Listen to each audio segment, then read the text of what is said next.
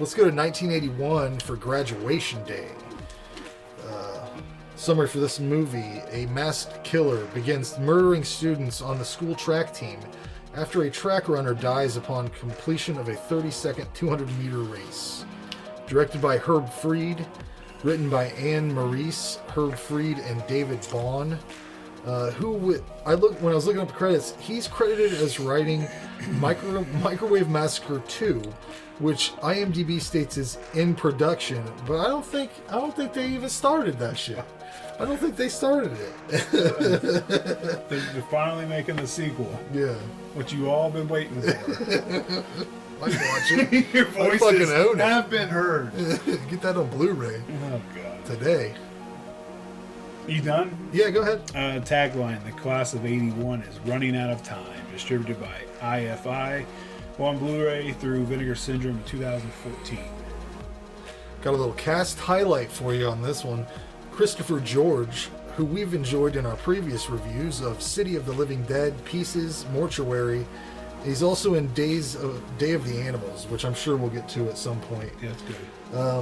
Other notable names in the cast are Linnea Quigley, who stepped in once again.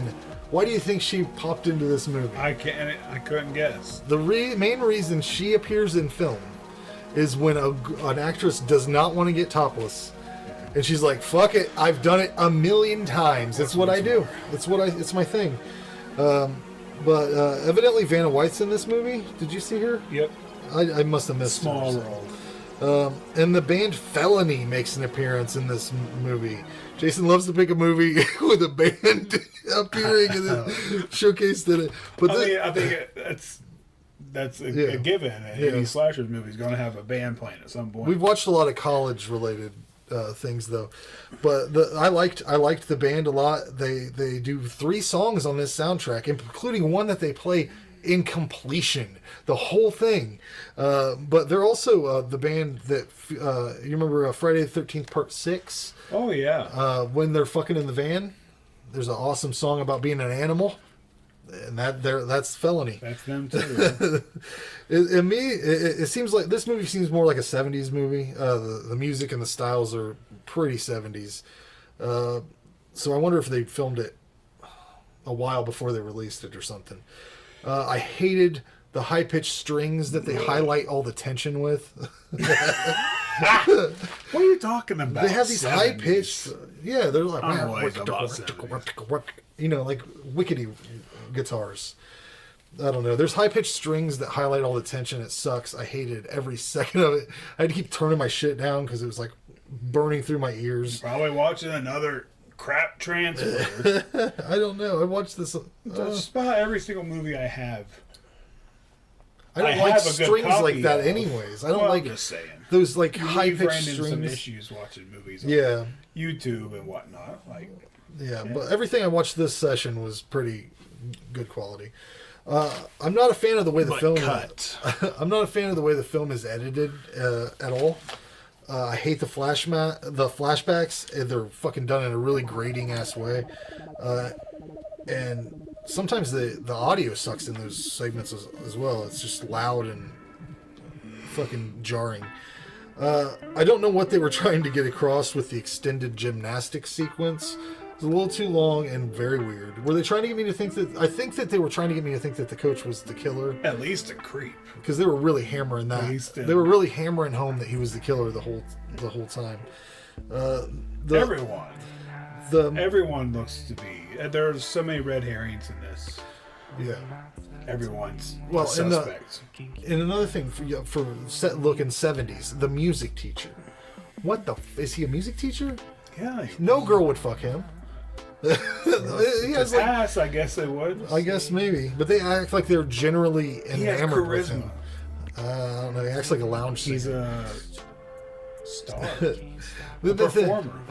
You're right. They do try to make you think that everybody could be the killer because the principal or whatever, Guglioni, there's a scene where he is cutting an apple, and the way he does it is like he's either never cut an apple or never used a knife. It's really, whatever. There's a football player who was just asking to get killed. Come on, what's up flashing at me like that? There's a football player walking through the woods, just throwing the. What's going on? Let me talk about the football player. Let's get to the football player. Back to the football player. He might as well be Johnny Football.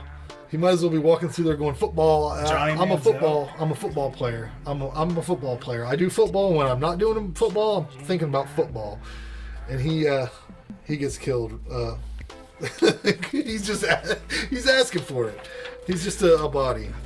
I don't know where I was going with that.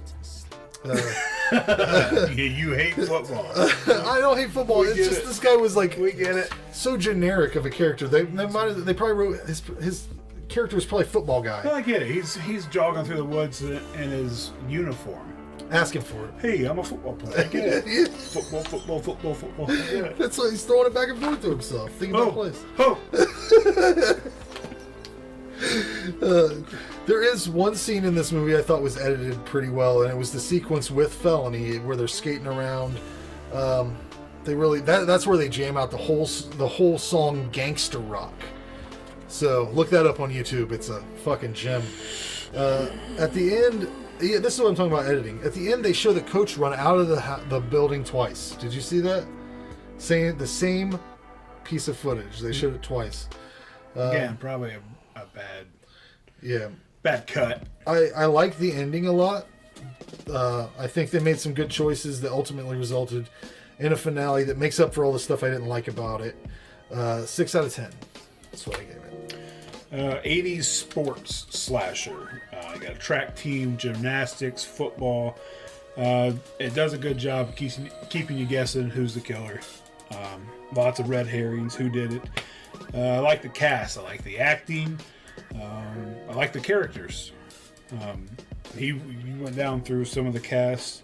I like the music, the band, the soundtrack. That spot on with that. My only gripe about this is that the kills are really weak. Yeah. The effects are not good. Like if you had Tom Savini working on this movie, it's a whole different experience. And the kills are usually a pretty important part with a slasher. So if your kills aren't good, typically your movie's not good. But it's fun. Good characters, great music. Recommend for fans who like 80s slashers. Maybe not a recommend to anyone else. If they're your thing and you haven't seen this yet, watch it. I gave it a 7.